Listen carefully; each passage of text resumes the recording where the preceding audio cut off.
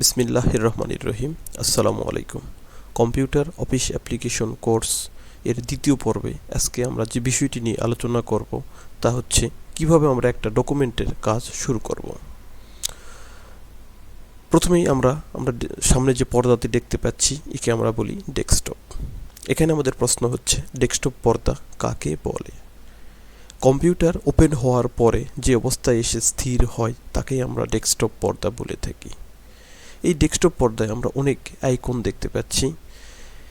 এখানে হলুদ চিহ্ন বিশিষ্ট এটাকে আমরা বলি ফোল্ডার, আর ডব্লিউ চিহ্ন বিশিষ্ট যেগুলো দেখতেছি এগুলোকে বলি আমরা ফাইল।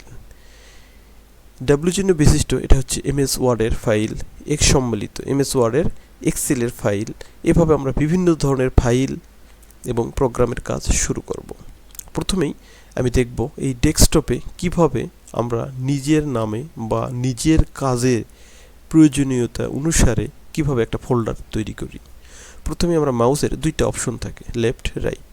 যখন আমি রাইট বাটনটা চাপ দিব আমার সামনে একটা আইকন প্রদর্শিত হলো, ডায়লগ বক্স বলে থাকি আমরা এগুলোকে। তো এখানে দেখতে পাচ্ছি ভিউ, শর্ট বাই, রিফ্রেশ, বিভিন্ন অপশন দেখতে পাচ্ছি। যেখানে আমরা তীর দেখতে পাচ্ছি সেটার ভিতরে আমরা প্রবেশ করতে পারবো।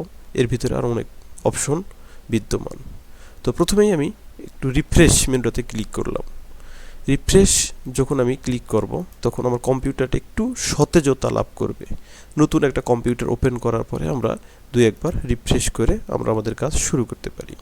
তো এবারে কিভাবে ফোল্ডারটা তৈরি করব, আবারও আমি রাইট বাটন প্রেস করলাম, চলে যাচ্ছি নিউ অপশনে। এটার ভিতরে যে তীর, যেখানে তীর তার ভিতরে আরও অনেক মেনু বিদ্যমান। তো আমি তীর দিয়ে পার হয়ে গেলাম এই পাশে। পার হওয়ার পরে দেখতেছি ফোল্ডার, তারপরে shortcut, Microsoft office access 2007 database.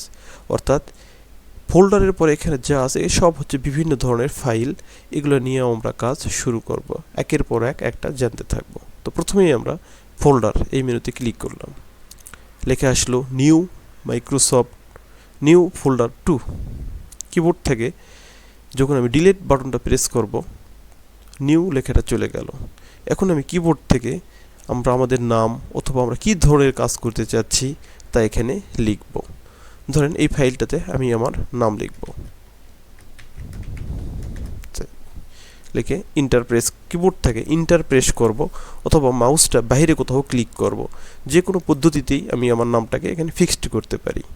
এরপরে এটাকে ওপেন করার জন্য এটার উপরে মাউস রেখে মাউসের রাইট বাটন প্রেস করব, তারপরে ওপেন অপশন দেখতে পাবো, এখানে আমি ক্লিক করব।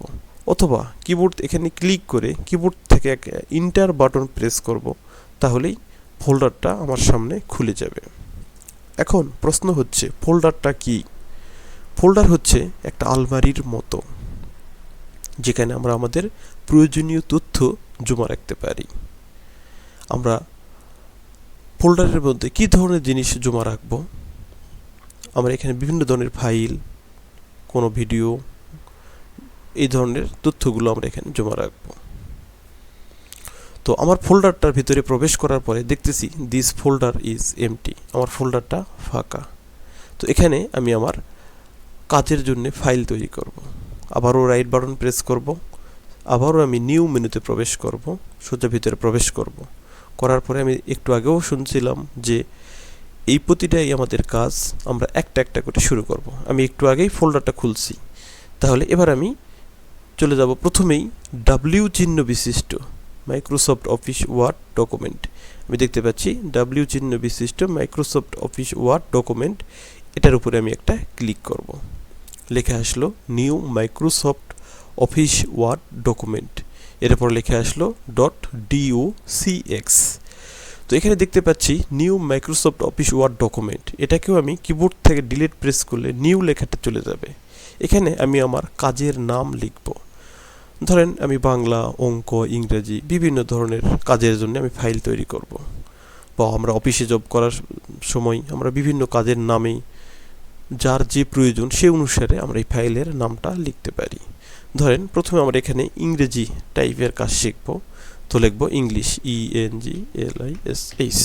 এরপরে .docx, এই লেখাটা কিন্তু রয়েই গেল। .docx এটাকে আমরা বলি ফাইল এক্সটেনশন। অর্থাৎ এটা ফাইলে বিদ্যমান থাকবে, ওটাকে আমরা ডিলিট করতে যাব না। ইংলিশ নামটা লেখা শেষ, আমি এখন কিবোর্ড থেকে ইন্টার প্রেস করলাম, নামটা ফিক্সড হয়ে গেল। আবারও আমি কিবোর্ড থেকে ইন্টার প্রেস করলাম, ফাইলটা খুলে আমার সামনে একটা সাদা কাগজ প্রদর্শিত হলো। এখানে একটা কালো জিনিস লাফালাফি করতেছে, এখানে দেখতে পাচ্ছি কালো এই ছোট্ট এই জিনিসটাকে আমরা বলি কার্সর, অর্থাৎ এই কার্সর যেখানে থাকবে সেখান থেকে আমার লেখাটা শুরু হবে। এখন এমএস ওয়ার্ডের এই ফাইলে এই উপর থেকে শুরু করে যা দেখতে পাচ্ছি এই সবগুলোই আমাদের প্রয়োজনীয় জিনিসপত্র, এগুলো নিয়েই আমরা আমাদের কাজ শুরু করব। তো আমরা দেখব এরপরে কিভাবে আমরা এমএস ওয়ার্ডে প্রথম কাজটা শুরু করি। তো এতটুকু আমরা এখন প্র্যাকটিস করব। আজকে এ পর্যন্তই। আসসালামু আলাইকুম।